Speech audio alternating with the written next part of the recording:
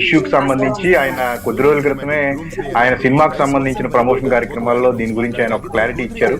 అంటే తనకి సంబంధం లేకుండా ఏదేదో రకరకాల కారణాల వల్ల తన ఇష్యూలో ఇరుక్కున్నానని చెప్పేసి తన వైపు నుంచి ఒక క్లారిటీ ఇచ్చే ప్రయత్నం చేశాడు. అయితే ఆ ప్రయత్నం అంటే ఆయన ఇచ్చిన వివరణ అనేది లేట్ అవటం వల్ల ఎప్పుడో జరిగిన ఇన్సిడెంట్ కి ఇప్పుడు దాకా దాన్ని చిలువులు పలవలుగా రకరకాల షణ్ముఖ్ నిజంగానే తప్పు చేశాడు అని చెప్పేసి కొంత నమ్మే పరిస్థితి.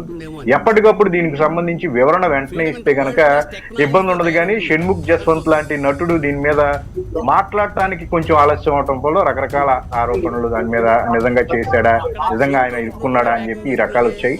అలాగే ప్రసాద్ బెహ్రా ఈ మధ్య కాలంలో వెబ్ సిరీస్ల ద్వారా పాపులర్ అయ్యి ఈ మధ్య కమిటీ కుర్రాడు ఈ ఏడాదే మంచి ఒక హిట్ సినిమా అందులో ఆయన నటించి నటుడిగా మంచి పేరు తెచ్చుకున్నారు. ఇక యూట్యూబర్ గా తన ప్రయాణం ఆపేసి నటుడుగా నేను ప్రొజెక్ట్ అవుతాను అని చెప్పేసి ఎప్పుడైతే చెప్పారో సో దాని తర్వాత సడన్ గా ఆయనతో కలిసి యూట్యూబ్ వెబ్ సిరీస్ లో నటించిన నటి ఈ రోజు కేసు పెట్టడం అంటే ఇందులో కూడా ఒక రకంగా ఒక ప్రచారం అనేది వినిపిస్తూ ఉంది. నిజాలు అనేది ఏంటనేది పోలీసుల విచారణలో తేలుతుంది, సమయం పడుతుంది. బట్ ఒక ఆరోపణలు అయితే ఫస్ట్ ఆఫ్ ఆల్ వస్తాయి కాబట్టి కంప్లీట్ గా నటీనటులు ఎవరైనా సరే ఆరోపణలు వస్తే వాటికి సంబంధించి విచారణ జరిగే లోపు ముందుగా వాళ్ళు వార్తల్లో వ్యక్తులు అవుతారు. అందులో నిజాలు ఏంటనేవి నిదానంగా విచారణ చేసిన తర్వాత తెలుస్తుంది. అయితే ఇక్కడ మనం గమనించాల్సింది ఏంటంటే కనుక కాస్త సింపతి కార్డు, ఉమెన్ కార్డ్స్ కూడా వాడి కొంతమంది నటీనటుల మీద ఈ రకమైన ఆరోపణలు చేస్తున్నారు. అంటే వాళ్ళ ఉద్దేశాలు ఏంటో తెలియదు. అంతా బాగున్నప్పుడు అంతా బాగానే ఉంటుంది, కలిసి నటిస్తున్నారు, కలిసి అంతా కూడా ట్రావెల్ చేస్తున్నారు. ఎప్పుడైతే సడన్ గా ఏదో ఒక ఇన్సిడెంట్ వస్తే దాన్ని బేస్ చేసుకుని వాళ్ళు ఆరోపణలు చేస్తున్నారు అనే దాని మీద కూడా పెద్ద చర్చ అనేది సోషల్ మీడియాలో నడుస్తుంది.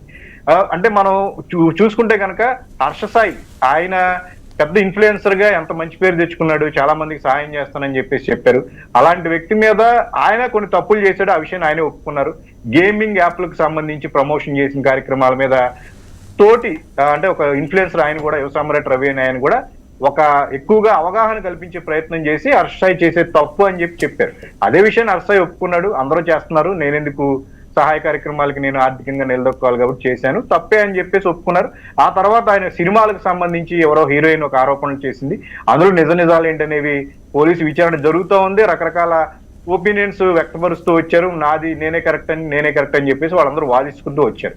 ఏదేమైనప్పటికీ ఇలా ఒక ఇన్ఫ్లుయెన్సర్స్ గా కానీ యూట్యూబర్స్ గా కానీ పాపులర్ అయిన వ్యక్తుల మీద కావాలని చేసే ఆరోపణలు చేసే ప్రయత్నాలు కూడా జరిగాయని చెప్పే కామెంట్స్ కూడా ఇప్పుడు ఎక్కువగా వినిపిస్తున్నాయి. బట్ ఆరోపణలు అయితే ఫస్ట్ ఆఫ్ ఆల్ పాపులర్ వ్యక్తుల మీద రావటం కొంత వార్తల్లో వ్యక్తిగా నిలుస్తున్నారు. అయితే నెలల తరబడి 10 రోజులు వారం రోజులు దీని గురించి మాట్లాడుకుంటున్నాం కానీ ఫర్దర్ గా కేసులు ఏమైపోతున్నాయి అనేది అర్థం కావట్లేదు.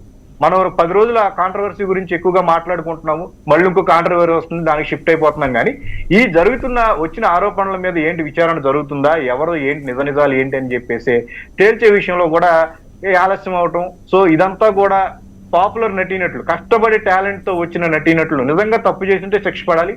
బట్ ఒకవేళ అబద్ధపు ఆరోపణలు వాళ్ళు ఎదుర్కొంటే కనుక ఏంటి వాళ్ళ పరిస్థితినే ఈ చర్చ కూడా నడుస్తుంది. సో ఇప్పుడు జరుగుతున్న తీరును చూస్తుంటే కనుక కాస్త పాపులారిటీకి కోసం కూడా కొంతమంది కాంట్రవర్సీల్ని ఎదుర్కొంటున్నారు. పాపులర్ ఆర్టిస్టుల్ని టార్గెట్ గా చేసుకుని కూడా కొన్ని కాంట్రవర్సీలు వస్తున్నాయని చెప్పేసి అంటున్నారు. ఏదైనప్పటికీ ఇలాంటి ఆర్టిస్టుల మీద ఆరోపణలు రావడం అనేది వాళ్ళ కెరీర్ తో పరంగా తప్పు చేస్తుంటే ఖచ్చితంగా కెరీర్ అనేది నాశనం అవుతుంది. ఒకవేళ తప్పు లేకుండా ఆరోపణలు ఎదుర్కొంటే కనుక అది చాలా బాధాకరమైన విషయం.